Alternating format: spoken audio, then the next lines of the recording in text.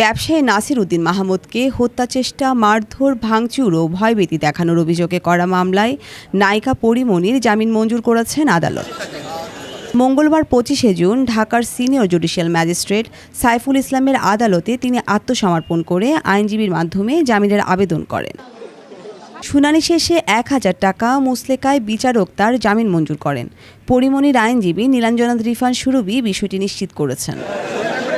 2022 সালের 6 জুলাই একই আদালতে সাভার বোট ক্লাবের সভাপতি ব্যবসায়ী নাসির উদ্দিন মাহমুদ বাদী হয়ে পরীমনিসহ 3 জনের বিরুদ্ধে এই মামলা করেন। মামলার অন্য 2 আসামি হলেন পরীমনির সহযোগী ফাতেমাতুজ জান্নাত বনি ও জুনায়েদ পোক্তাদি জিমি ওরফে জিম। গত 18 মার্চ আসামি পরীমনি ও তার কস্টিউম ডিজাইনার জুনায়েদ বোক্তাদি জিমি ওরফে জিমের বিরুদ্ধে বাদীকে মারধর ও ভয়ভীতি দেখানোর অভিযোগের সত্যতা পাওয়া গেছে বলে উল্লেখ করে প্রতিবেদন দাখিল করেন তদন্ত কর্মকর্তা পিবিআই ঢাকা জেলা পরিদর্শক মোহাম্মদ মনির হোসেন। তবে আরেক আসামি ফাতেমাতুজ জান্নাত বনির বিরুদ্ধে অভিযোগের কোনো সত্যতা পাওয়া যায়নি বলে বলা হয়েছে।